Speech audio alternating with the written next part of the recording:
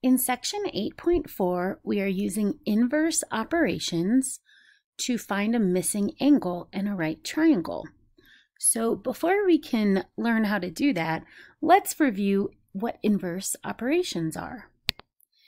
If we look at a really basic example, if I were solving the equation x plus 7 equals 12. Now, you probably know the answer in your head, but if we were going to show our work in line, we would use the inverse operation on what is being done to x so that we could isolate our variable. So since 7 is being added to x, the inverse operation of addition is subtraction, and by by subtracting 7 from both sides, we end up with the statement x equals 5. So in a more complicated algebraic example, we might have, let's say that we have 3x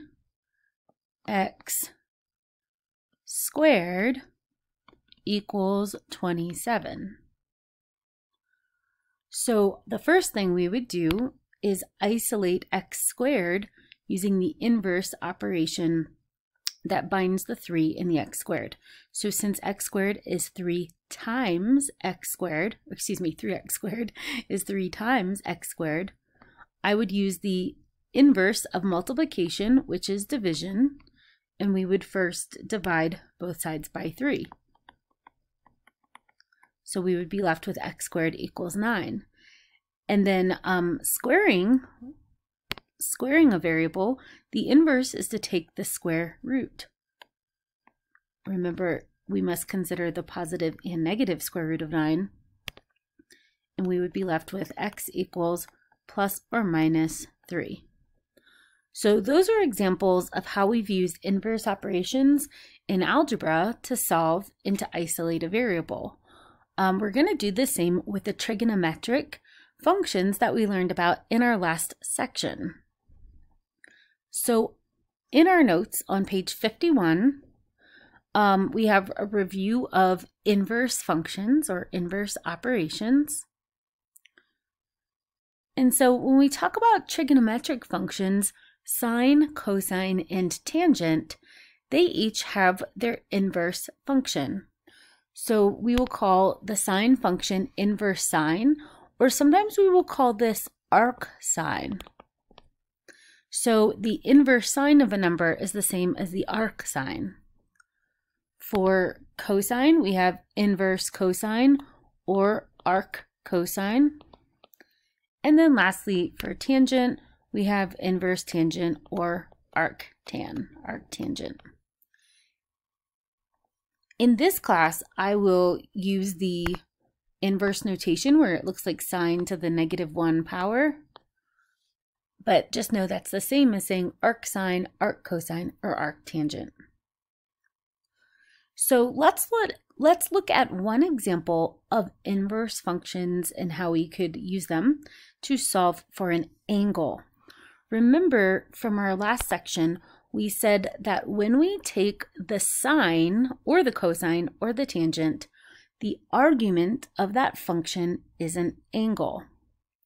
So for example, I would take the sine of some angle, and that would be the ratio of the length of the opposite side of the triangle to the hypotenuse. So just like we've done, let's start this example by labeling the sides of the triangle. So in the picture, we said we always want to label the hypotenuse first.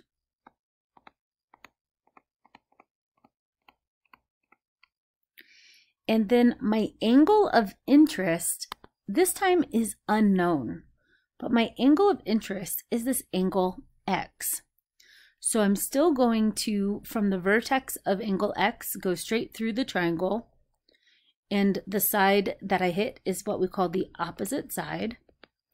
It is opposite the angle whose vertex is measured by x. And then lastly, the remaining side is what we call the adjacent side. So the side of the triangle that is not the hypotenuse but is adjacent to x.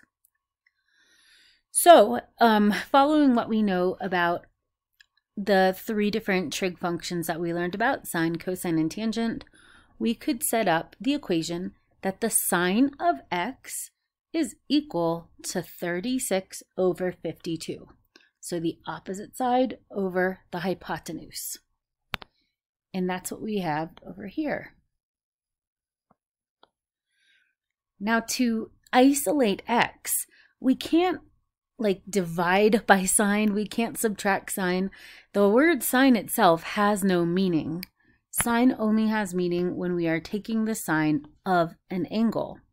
So if our goal is to isolate the variable that represents the measure of the angle, in this case x, we must do so using inverse functions. So we're going to take the inverse sine of both sides.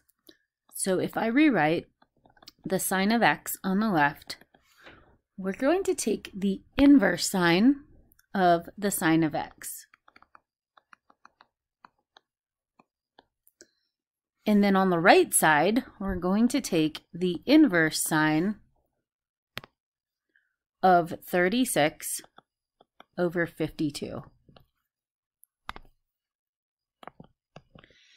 And we said that inverse functions undo each other. So on the left side, the inverse sine of the sine of x, those functions undo each other. The inverse sine undoes the sine function, and we have now isolated x. Then on the right side, there's nothing else we could do here without a calculator. We have that x is equal to the inverse sine of 36 over 52.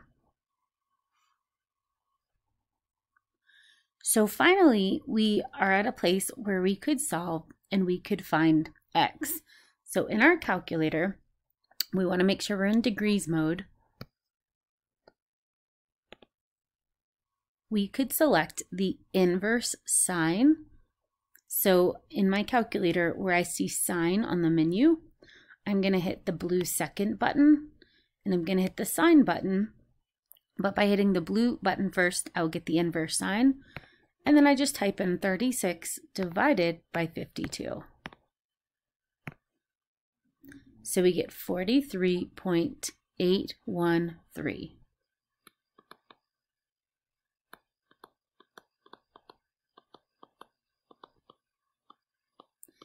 And remember, that will be in degrees since that was our unit of measure for angles.